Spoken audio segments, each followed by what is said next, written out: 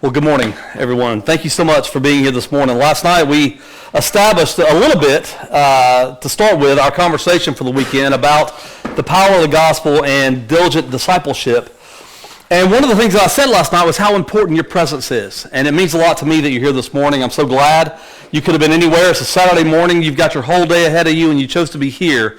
And that means a great deal to me. And I hope that we're all encouraged by each other's presence and that you'll participate with us in our study this morning. We're going to be looking at this first lesson here about statistics, and that I am a statistic in a sense, and I want to share with you a little bit of my conversion story since we're talking about the power of the gospel and how important it is that we share that with others. Last night in our lesson about finding our people, we talked about how important it is to share our stories with others. When you think about it, that's exactly what the Apostle Paul did. Everywhere the Apostle Paul went, he shared his story with others, highlighting the power of the gospel in his own life and how it changed him and how it can change others. You never know what people are dealing with. And every day you run into people and they've got a whole life experience that's completely unique to yours. And yet we still have so many things that we deal with in common. So many of us have the same struggles. They're unique to you, but they're the same in the sense that we all go through similar things. A lot of that for us begins in the eyes. This is a J. Oswald Sanders quote that I keep on my desk. It's a good reminder for me of how it is that we ought to be looking in the world as we're seeking the lost. Eyes that look are common. Eyes that see are rare. You got to look deeper.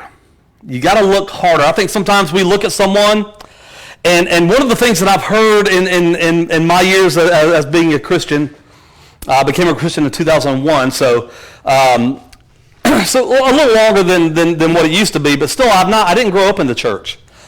And so this was one of those things that really had meant a lot to me about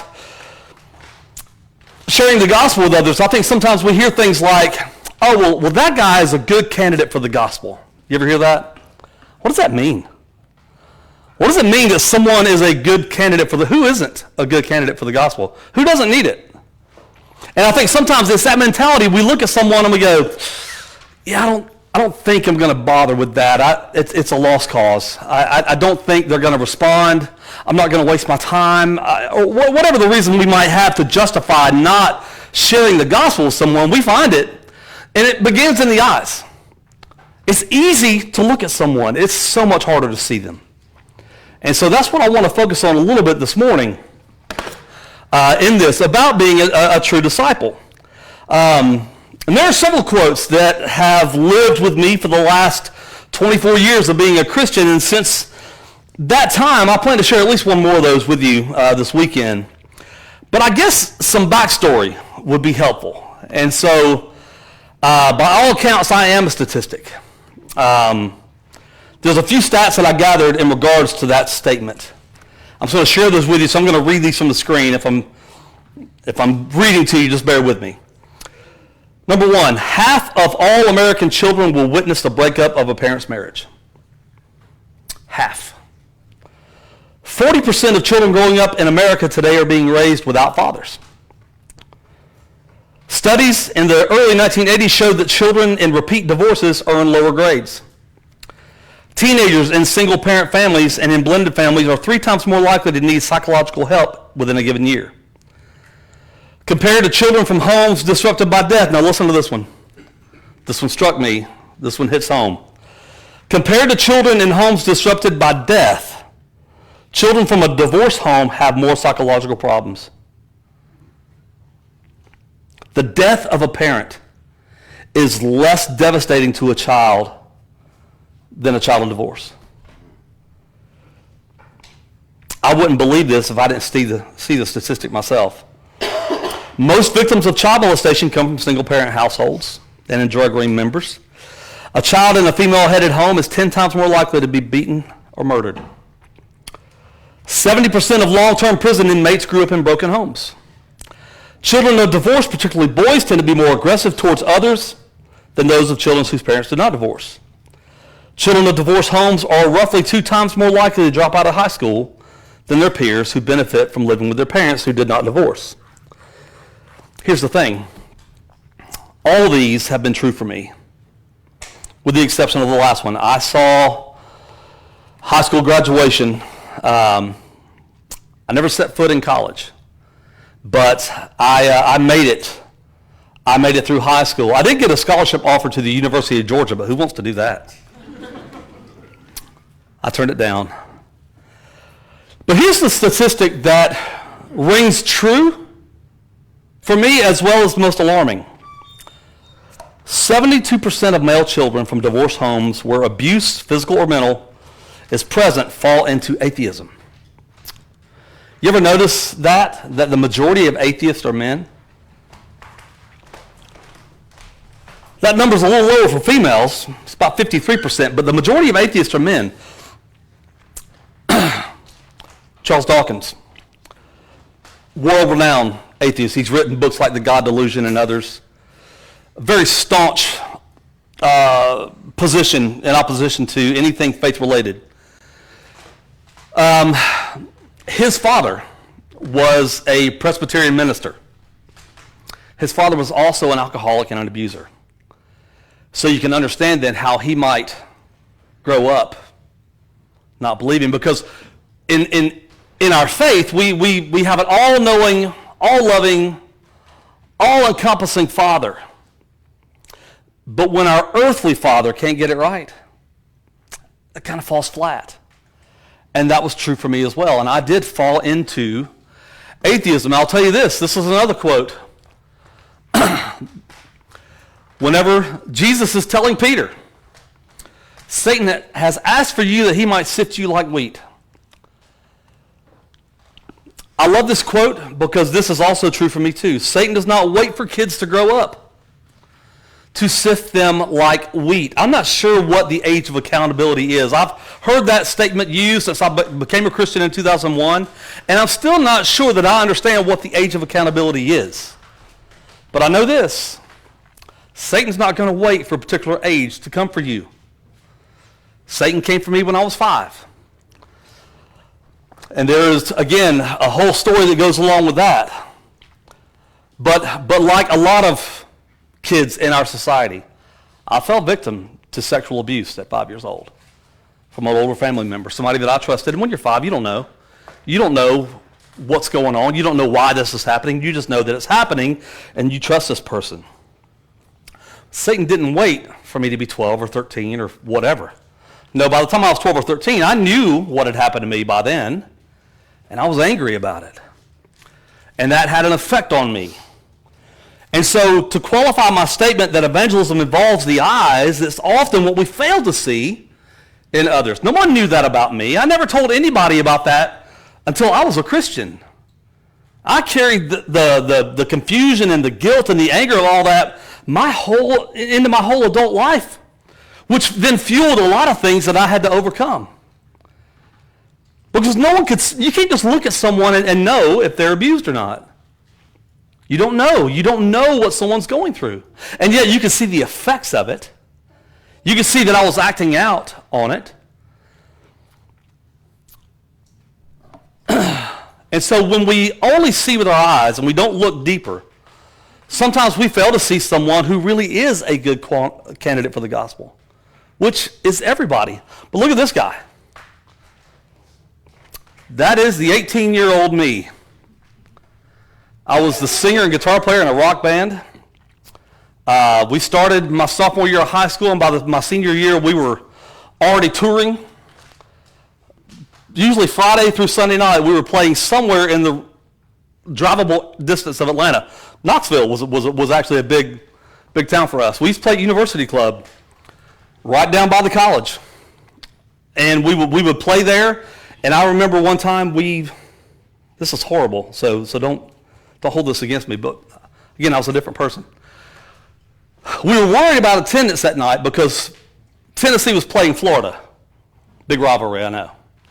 And so because Tennessee was playing Florida, I was thinking, okay, well, no one's going to be here. How are we going to draw people in to come see us tonight? And so we changed the name of our band that night to Free Beer. And so the sign outside said, "Free beer tonight." And the place was packed, but boy, they were angry when Free Beer hit the stage. But I'm saying all that to say that I found a way to channel some of my aggression, some of my confusion, some of my other things that I was struggling with. But who wants to share the gospel with this guy? Do you think he would listen?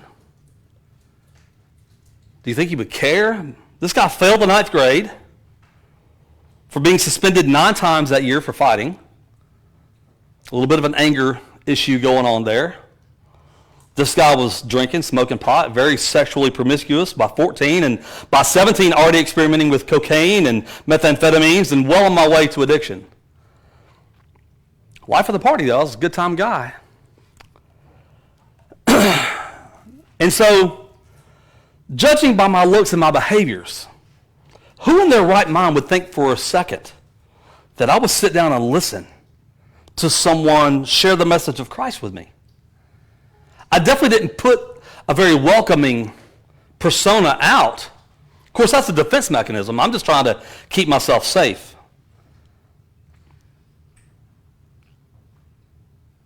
Why waste your time? Well, look harder. Again, look with eyes that see. There is behind this look and the egregious behavior a young man who was hurting and desperately seeking relief. I was seeking peace. I was seeking answers. Of course, I was finding them in all the wrong places. Of course, that's what life does, right? And Satan loves that. Again, Satan doesn't wait to sift you. And so that hole that was in my life that was creating this tornado of a vacuum was getting filled with sex, drugs, and rock and roll, right? That's what I was doing, and that's what, by a large majority of the world does. You're looking for answers. You're looking for peace. You're looking for comfort. And Satan is going to give you everything that's available right away with no long-term solution.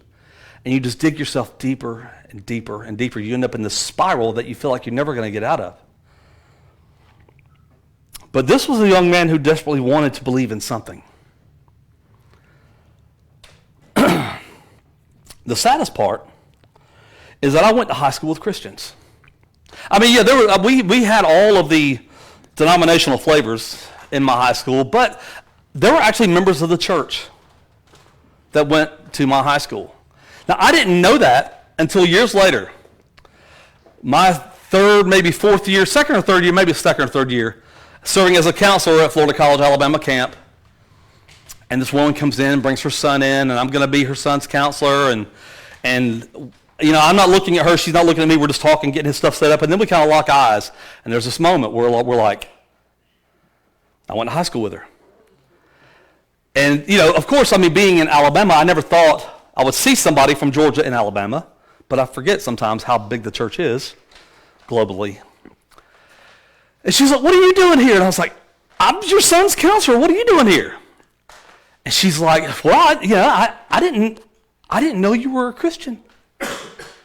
And I didn't mean to say this so fast, but I said, I didn't know you were either.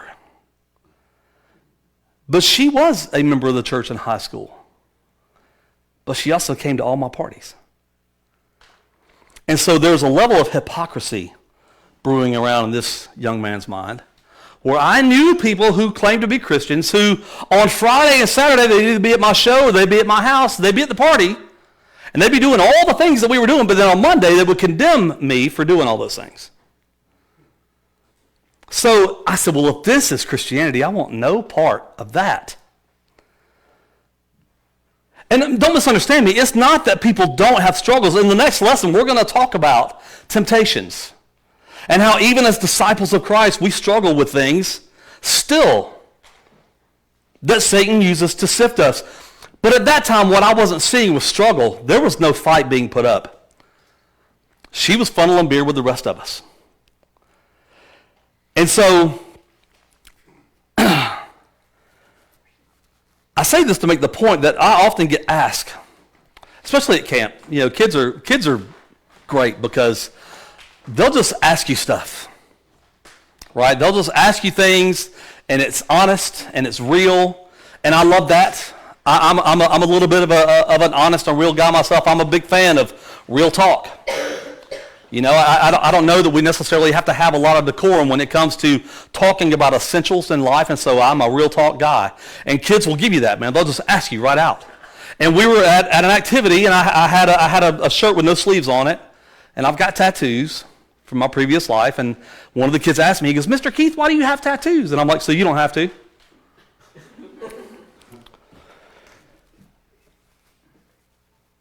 But here's the thing. When I became a Christian, and I get asked why I became a Christian so late in life, it's stuff like that. And I got asked by a kid one time at camp. He said, "Why'd you wait till you were 28? And I said, "No one shared the gospel with me." And that was just the truth. No one was going to share the gospel with that guy until somebody did. And here's the thing. Even in high school, when I'm walking around the halls looking like this, being the party good time guy, if someone would have said, "Hey, do you want to come to church with me?" I would have gone. I would have easily gone. Because I did want to know. I wanted to know, even if, just for the social aspect of it, I would have gone. But no one invited me. No one ever said, "Hey, you want to come with us?" Maybe they just assumed that I wouldn't go, or maybe they just didn't want to ask me. Because again, eyes that see are common. Or eyes that look are common, eyes that see are rare. And so, I graduated from high school. I spent 10 years in my band. We toured the country for the first 5 years about 25 days a month. So we were gone all the time. We lived in hotel rooms. We lived in our van. Whenever we were home back in Atlanta, we would live in our rehearsal space. It was just a U-Haul storage facility that we would practice at after hours. But it had a sink in there and it had a toilet in there, so we would live there in the in-between times. And I'm feeding my addictions because when you're in the band and you're playing that night, drugs are free. And you have a bar tab. And everybody wants to party with the band, and it's a good time every single night until it's not. And so I was right where Satan wanted me. But what he didn't count on was a beautiful young woman to see past this and see straight to the me that I was hiding. And so my wife was my first introduction to anything related to the church, and the Church of Christ for that matter. All those Christian friends in high school that would be at my shows and my parties and judge me for doing the same things that they were doing on Monday were not it. But my friends and what they had to offer wasn't appealing because they didn't show me anything consistent with the message that they preached. But this woman that I met gave me a glimpse of consistency. She was kind. My wife is still one of the kindest people I've ever met in my life. Just truly a gentle soul. She was good. I had never been around anybody who I could consider a good person. My circles were music industry people and others. And I'll just leave it there. But this woman pushed me to be better. She motivated me. There was a morality that she possessed that was completely foreign to me, and I wanted to know all about that. Because no one ever told me no. And she would. She told me no a lot. And it drove me nuts. I was like, "What are you doing? No one tells me no." And she did, and it was awesome. And then she told me that she came from a religious family, and she wanted me to meet them, and I didn't bat an eyelash because I was like, "Oh yeah, I know all about religious people. I got this. I can handle them." And so she brings me to meet her family, and to say the least, none of them were impressed. I mean, they weren't mean to me. I mean, her mom was. Her mom was mean to me. But we date, and we get serious, and we get engaged, and all the while I'm still in my band, I'm still using drugs, I'm just keeping it hidden from her. And so even though I had won her family over by that point, by the time we get married, I'd won her family over, I've realized that if I could make her mom laugh, then I had her, and I did, man. I would just lay it on every time, and the charm, and the humor, and whatever else I had to do to get that woman on my side, I did. And so by the time we get married, I got them. I got them all. But my wife is no dummy.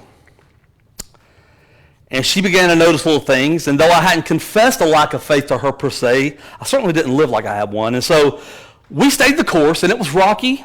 And we got married, and then 2 years later, we found ourselves expecting a baby girl. This was also a game changer. While Kelly had shown me the possibility of a person living by some sense of a godly principle or probably what we call morality, Kaya being born, my daughter, showed me the possibility of an all-powerful God, because when you're there in the room and life happens right in front of you, man, I got goosebumps right now.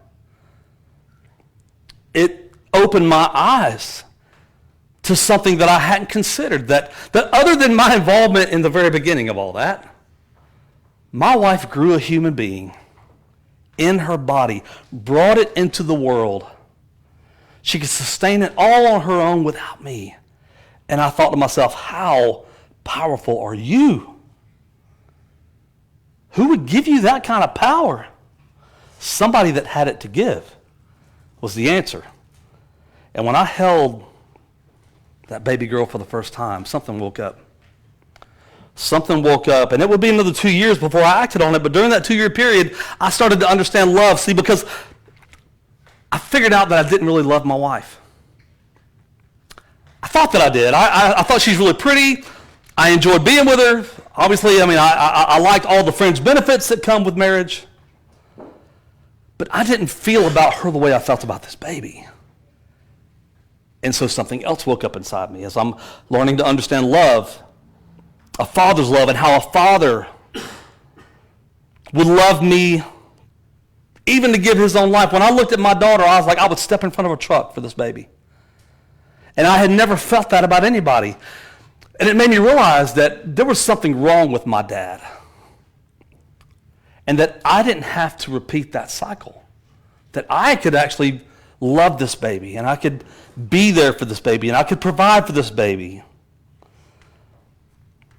And so then the idea of a heavenly Father possibly loving me that way began to show itself. I had just been blinded to it. But at this time also my addiction had begun to spiral, and lies had gotten bigger and harder to remember, and it all came to a head, and the whole thing came crashing down on me, and it was all my doing. And my wife said to me, I know everything. She called me on the phone. I'll never forget it. She said, hey, listen, I know everything. I know about the other women. I know about the drugs. I know everything. I'm taking Kai and we're leaving. Call me when you're ready to be who you need to be. So what did I do? Well, I called the drug dealer and I got more drugs. And just before I could use them, I get a knock at my door. It's my brother-in-law, Mark. And so Mark is now an elder at the Mountain View Church of Christ, but at the time he was just another member. And he shows up, and you have to understand, I had this love-hate thing with Mark because Mark was the benchmark. My wife would always talk about Mark. And I hated that because he was everything that I couldn't be. He and I are obviously very close now. And he truly has been a mentor for me. But at that point in my life, Mark was the last person I wanted to see at my door. I'm trying to use drugs, man. What are you doing here? Well, he came there to stop me. And we sit down at the table, and he says, man, what are you doing? And I guess no one had asked me that because I didn't know how to answer. I said, I don't know. He said, well, I can tell you what you're doing. He goes, you're ruining your marriage. You're ruining your family. You're about to throw everything away. And we just started talking, and for the next 3 hours, I just told him every ugly truth about me. And so he's looking at me. And now, listen, I'm from the streets. I grew up rough, and so I'm not worried about Mark. Except he's looking at me with a look that scared me to death, and it was determined. It was something I didn't have. Mark had determination, and I had none of that. And he's looking at me, and he is mad because he started dating Kelly's older sister. She's 8 years older than Kelly, so she started dating when they were 14, and so my wife is like 8 at the time. And so this is his little sister. And I just tell him that I have completely done her wrong. And he's looking at me, and I realize, I'm like, oh, Mark's mad. Mark's going to take me outside and beat me for all I'm worth. But he didn't. He said, well, you made a mess.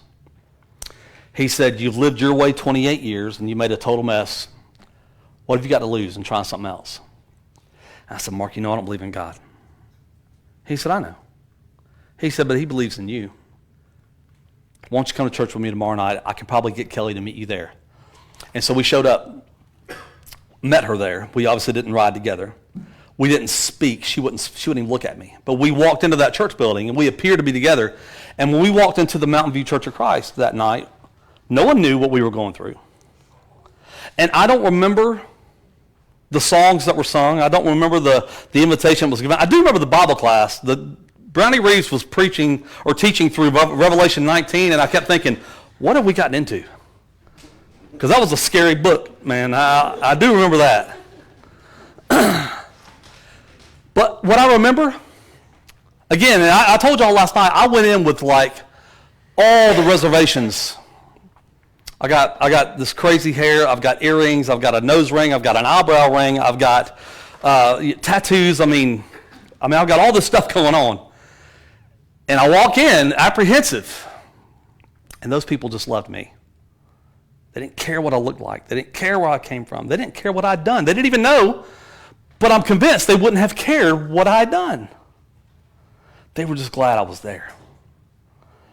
And so that Mountain View Church of Christ became our family. We studied. And as we're in the foyer trying to leave, this big man, Brownie Reeves, is a preacher there. I don't know if y'all know Brownie or not, but Brownie is a big man. He's 6'4", big and loud. And he comes up, and I'm kind of backing up as he's walking up to me. Because I'm thinking, oh, man, they're sending the bouncer over here to throw me out. And he says, I'm Brownie Reeves. You ever study your Bible? Just like that. And I was like, no, sir, I don't have one. I'll bring you one. How about tomorrow night? And he did not let us out of the foyer without a study. And in my mind, I'm thinking, well, it'll get Kelly home tomorrow night, so yes. And so he shows up. He brings me a Bible. And before we can study, I'm still here. And I'm thinking I'm going to get you with all of my atheist gotcha questions, all my mic drop moments. And so we start going through all these things that I think that I'm smarter than him on. And every single time, he'd open his Bible, and he'd push it across the table, and he'd make me read the answer to my question. And after about 2 weeks of that, I finally started to trust him. And I started to trust this, and I started thinking to myself, well, maybe there is something to this. Because all those dumb questions that I have was just stuff that you hear. It's the stuff that a lot of times the atheist and agnostic community will tell themselves to make themselves feel better. The things about mixed fabrics and shellfish and all that dumb stuff. But that was the thing that Brownlee never made me feel dumb. He just showed me the truth. And so finally, 3 weeks in, we start studying. And then 2 weeks later, Kelly and I were baptized into Christ. And there's a quote that I came across around that time, another quote by the author Anais Nin. Now, I don't endorse her whole body of work, but this quote really means something to me. It says, and the day came when the desire to stay the same was more painful than the risk to change. I was like, yeah, I'm there. That it's going to hurt me more to stay like this than to change everything. And so we did. Kelly and I were baptized. And I quit my band. And she quit her bartending job. And we didn't know how we were going to make money. We didn't know how we were going to live. We didn't know how we were going to do anything. But I knew this. For the first time probably in my life, I was going to sleep. I was going to sleep good. Because I knew that if I died, I was going to heaven. And that was the first time that had become real to me. And this comfort and peace and a clear conscience and love and all of it was finally coming into view. And though the road to discipleship was just as rocky as this one, that's another lesson for another time. Here we are. We didn't get divorced. My daughter has now made me a grandpa. And we've got another one coming in July, and I can't wait. And there are obviously a lot more details to that story than I can fit into our window of time here. But I want you to notice something. There were several people that were involved in making this guy a good candidate for the gospel. And obviously that first person was my wife. She was the first introduction to anything Christian that I'd had, because one detail that I left out is that she had grown up in the church as a child. But like so many do, when she turned 18 and graduated, she left home and she left the church at the same time. She'd never been baptized. And so growing up in the church, she never became a Christian, but she still got some of that morality, and she still got some of that discipleship and the example from older people who had mentored her along the way. But that established something in her that became very attractive to me, that goodness, that kindness, that ability to tell me no at times. All those things became huge, and it was because she had been exposed to it. And so that's why I say, when your kids are little, bring them. Bring them. Sit through the service. If they're crying, it's okay. Babies crying is the best thing I can hear in church, because it's the sound of life. It's the sound of future. And so bring those babies. Bring them. Let them sit through the lessons. You think they're not getting anything. They are. Because even though she didn't become a Christian, she still had something that no other woman that I'd met had. And then the second evangelist in my life was my daughter. Just her being born showed to me a power that was beyond my comprehension. Life was something that I couldn't explain away. There's no way that's accidental. There's no way there's not something else at work there. And as much as I hate to say it, Mark Bowman. Mark. I love Mark. But Mark was concerned about me. And he came to me, and he sat and he listened. He let me talk for 3 hours about all the garbage that I had going on in my life. And he did, instead of taking me out and beating me like that was my thought what he's going to do, he offered me something else. And then the Mountain View Church of Christ, when I got there, the way that group welcomed us in, and they didn't judge the way that we looked. They didn't just see us with their eyes. They looked deeper. They saw two people that were hurting and needed a family, needed a community. We needed people, and they became our people. You know what's great about them too? I didn't say this, but from the time that we started visiting there to the time that we became baptized, we did something with those people just about every night of the week. We studied with Brownies on Monday. And now Brownie studied with us every Monday night for 4 years after we were baptized. He wanted to make sure that we were grounded and rooted in some solid doctrine. And that we understood, because, you know, the first couple times we studied, he would use some example, and I don't know, I don't remember the examples exactly, but he would say something to me like, well, you remember Hezekiah? And I'm like, nope, I don't know who that is. I don't know what you're talking about. Hezekiah, I don't know what that is. And so he literally had a blank slate that he had to fill. And so we studied every Monday night for 4 years. He did not let us slip through the cracks. And neither did the Mountain View Church of Christ, because we had studies with Brownlee on Monday. We had Bible class on Wednesday. Friday nights, we were usually at someone's house, eating dinner, playing games, singing songs, Bible study. It was something going on. And if not Friday night, Saturday night for sure. And then Sunday, we were there for Bible class, worship, and then Sunday evening service. And then there was a marriage class on Sunday nights after. We were with Christians all the time. We had found our people, and they had pulled us in, truly showing us what discipleship looks like. And then obviously, Brownlee Reeves was a huge part of that, because the man spent so much time with us teaching us. And so first it was my wife, because she showed me the consistency that could be found in a believer, then my daughter, then Mark, and then Brownlee. So here's the point that I'm making. Everyone here is an evangelist. Remember last night I said, how much do you have to hate someone not to share the gospel? And you might think to yourself, well, I can't really do that. I'm not really a speaker. I'm just not comfortable enough speaking to people. Fine. Do you have a table? Can you make a sandwich? Then invite them and invite Nick over, and Nick will come teach them. Hospitality is huge in evangelism. Because when we come to worship, and inviting people to worship is great. Like I said, no one ever invited me when I was a kid, and I would have gone. And so inviting them to hear this is great, but the dinner table is where the magic happens. Because everybody at the table has a voice. When I'm up here, it's only me talking. But at the dinner table, it's all of us. And you can talk and you can truly reason from the scriptures. So if you could have a dinner table and you can make a sandwich, call Nick. Call me, I'll drive up here. Listen, free food, I will make the drive. And what if I told you, you don't even have to talk? You don't have to come up with your own words.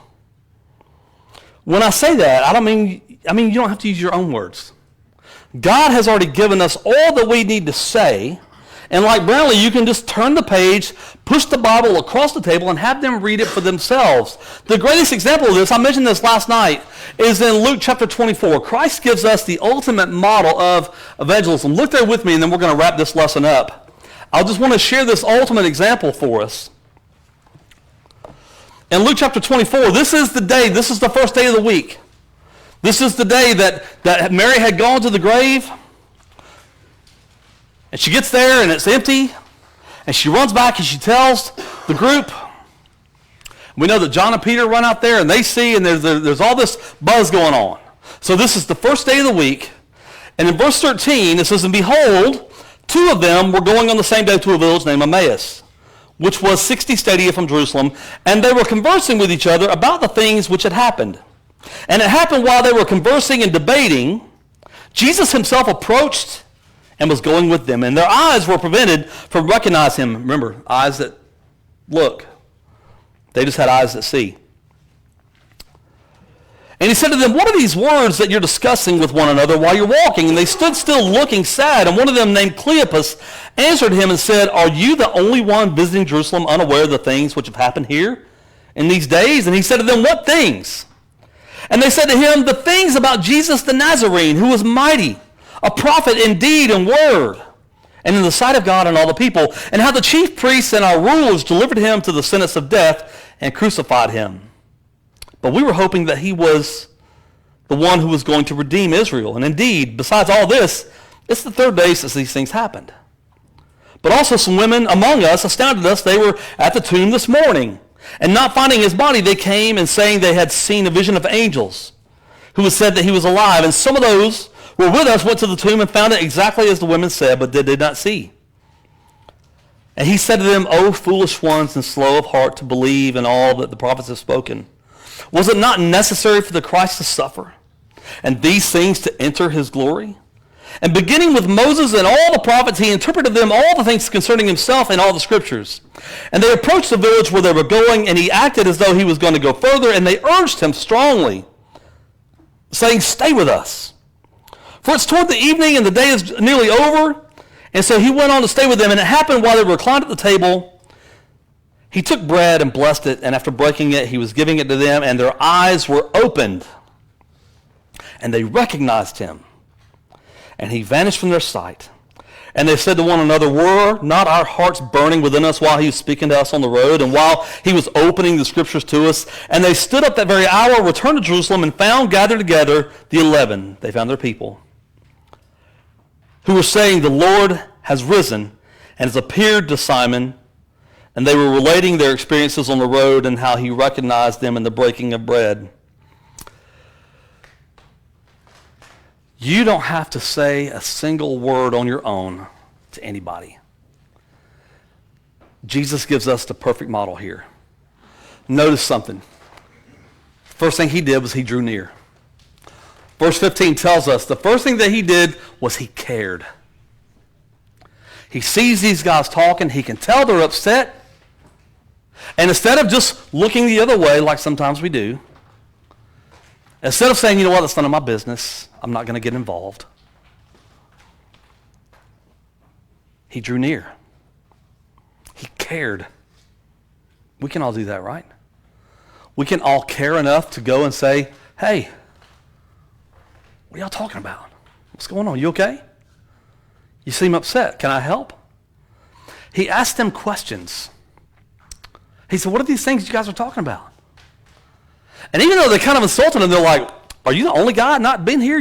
How do you not know about these things? And he says, what things? He continues to ask questions. And then here's what I love. From that point on, he listened. For the next 5 verses, Jesus doesn't say a word. He cared, he asked questions, and then he let them talk. You know, sometimes we just want people to stop talking so we can talk. We're not really listening. We're just waiting for you to stop so I can say something. Jesus listened. He listened to what they said, and then he spoke from the scriptures. Jesus himself used the Bible. He used the law and the prophets to tell them all the things concerning him. You don't have to come up with your own words. You just got to care. And maybe ask some preliminary questions and then listen to what they say.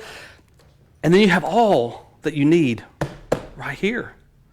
You don't have to use your own words. God already gave us the words. That's how Jesus did it. And the result was this. Their hearts burned. And then they shared. They shared what they learned. They couldn't wait to run back another 7 miles that they had just walked and go find their people and share with them the story. And I asked last night, how many times do you think they told this story? If it's me, if I'm Cleopas, I'm telling this story every day. The point here is that in discipleship, we have the power of the gospel right here. It's right here. You don't have to come up with some grand plan or some grand scheme. Everything that you need is already laid out for us. We just have to share it. And so everyone here can be an evangelist. I know that you support Nick, and that's great. But everybody here can be part of that. That's what makes the gospel powerful. God just doesn't have 1 or 2 spokesmen. For everyone that's been baptized into Christ is one. We all have a story to tell. We all have a story to share. And we can do that. And maybe you're not comfortable sharing it. Okay. Then hospitality works. Get-togethers work. Potlucks work. Whatever you can find to do, there's something that you can do in the kingdom. And the point is that Jesus has already given us the model. We just have to follow it. And I'll suggest to you, this was the model that was followed with me. And it has meant so much. But here's the thing, if you can show love, if you can be compassionate, if you can be hospitable, if you can be non-judgmental, if you can see and not just look, then you can absolutely evangelize and be a true disciple of Christ. And here's the other thing, man, the goodness of God will then make itself known. And hearts will burn. The 5 evangelists in my life had no idea what they were doing for me. I mean, God knew. But when you look at him using a woman, a baby, a brother-in-law, a church, and an evangelist, that's how God reached me. It doesn't just happen by accident. It has to be intentional. And there was a concerted effort to reach me and my wife. And if statistics are correct, then at least half the people that you meet every day are like I was back then. They're looking for something. Invite them. Invite them. That's all I have for this lesson. I think we're going to take a break and start again at 11, you said. So thank you so much for your attention. I really appreciate the opportunity to be here. And in this next lesson, we're going to talk about, okay, well, now we're Christians, so everything should be fine and we shouldn't struggle anymore, and we're on the right track, and that's absolutely not true. So we're going to talk about that in the next lesson. Thank you all so much.